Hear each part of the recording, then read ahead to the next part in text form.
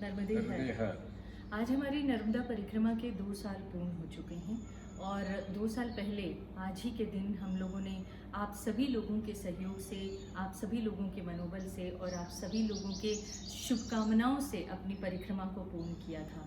आज इस मौके पर हम आप सब लोगों को अपना परिवार मानते हुए एक साथ इकट्ठा होने का एक कार्यक्रम रखे हुए थे। हमारी योजना थी कि आज हम बरमान घाट पे एक भंडारा करें। इस भंडारे में आप लोगों के साथ अपना सुख दुख साझा करें और साथ ही साथ हमारे साथ पूरी परिक्रमा में कदम से कदम मिलाकर चलने वाले और हमारा सहयोग करने वाले कपिल पटेल की, जो अब हमारे बीच नहीं रहे, उनकी मूर्ति का अनावरण करने का भी हमारा कार्यक्रम था। लेकिन अफसोस कि कोरोना संकट की वजह से हम लोग इस बार इस कार्यक्रम को नहीं कर पा रहे हैं, उसको स्थगित कर दिया गया है। मगर हम भविष्य में ज़रूर कोशिश करेंगे कि आप लोगों के साथ इसी तरह से मिलने बैठने और आप लोगों के साथ अपने सुख दुख साझा करने का एक मौका मिले। आप सब लोग हमारे परिवार के सदस्य की तरह हैं और हम आप सबको इसी रूप में अपना मानते हैं। जैसा कि अमृता जी ने कहा है, हमारा एक नया परिवार गठित हो गया है। कभी कभी लगता है कि ये नर्मदा परिक्रमा हमने 6 महीने 10 दिन में पूरी कैसे कर ली। लेकिन जैसा कहा जाता है कि माँ नर्मदा जी 15 दिन तक परीक्षा लेती है और यदि आपने उस परीक्षा को पास कर लिया तो स्वयं माँ नर्मदा जी निर्विघ्न रूप से नर्मदा परिक्रमा पूरी कराती है।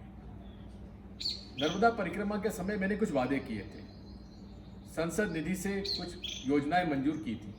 मुझे इस बात की खुशी है कि एक एक वादा हमने पूरा किया है।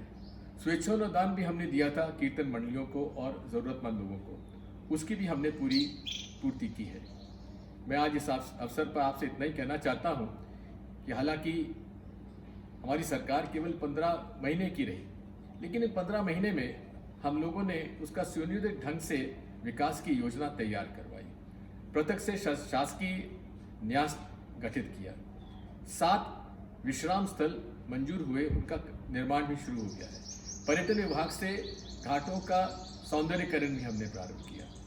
हमारी ये योजना है और हमारा ये संकल्प है कि माँ नर्मदा जी को और कैसे हम लोग स्वच्छ बनाएं, सुंदर बनाएं और घाट सुनियोजित ढंग से उनका विस्तार करें और नर्मदा परिक्रमा वासियों को हर 15 किलोमीटर तक हम लोग विश्राम स्थल दें, ठहरने की व्यवस्था, भोजन की व्यवस्था, सदाव्रत की प्रथा जो चली आ रही है उससे हम कैसे आगे बढ़ाएं, ये मैं हमारा आपके प्रयास साथ एक और बात कहना चाहूँगी कि नर्मदा परिक्रमा हमारे लिए सिर्फ पैदल चलने, सिर्फ रास्ता नापने का एक उपक्रम नहीं था, सिर्फ धार्मिक भी नहीं था। धार्मिक के साथ साथ हमें सामाजिक मेलजोल, सामाजिक समरसता और समाज को समझने का एक बेहतर मौका भी था। और इस दौरान हमने बहुत बड़े पैमाने पर आदिवासी समाज को देखा, समझा, उनकी परंपराओं से रूबरू हुए और उनको आत्मसात करने की कोशिश भी की। हम आपको बता दें कि हमारी दृढ़ इच्छा है कि हम नर्मदा जी की सेवा में अपना पूरा जीवन लगाएं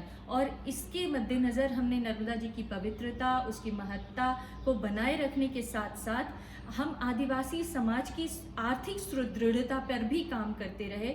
और इसी के मद्देनज़र इस बार जो पिछले 15 महीनों की सरकार थी कमलनाथ जी की, इस दौरान हमने नर्मदा जयंती अमरकंटक में मनाई और उस अमरकंटक की जयंती का अगर आप रूपरेखा देखेंगे और पूरा उसका हासिल देखेंगे तो आपको ये समझ में आएगा कि ये परिक्रमा सिर्फ ये एक नर्मदा जयंती का सिर्फ एक समारोह नहीं था, बल्कि जो आदिवासी समाज है उसके आर्थिक सुदृढ़ीकरण का एक कार्यक्रम भी था। तो हम चाहते हैं कि जब हम नर्मदा जी को याद करें, उसकी पवित्रता और उनकी महत्ता को याद करें, तो साथ साथ हम समाज के परिष्कार और समाज की भलाई और उसकी बेहतरी के काम भी साथ साथ करते रहे। यही हमारी नर्मदा परिक्रमा का मुख्य उद्देश्य था और हम इस उद्देश्य की पूर्ति के लिए सदा तत्पर रहेंगे। बहुत बहुत धन्यवाद। नर्मदा।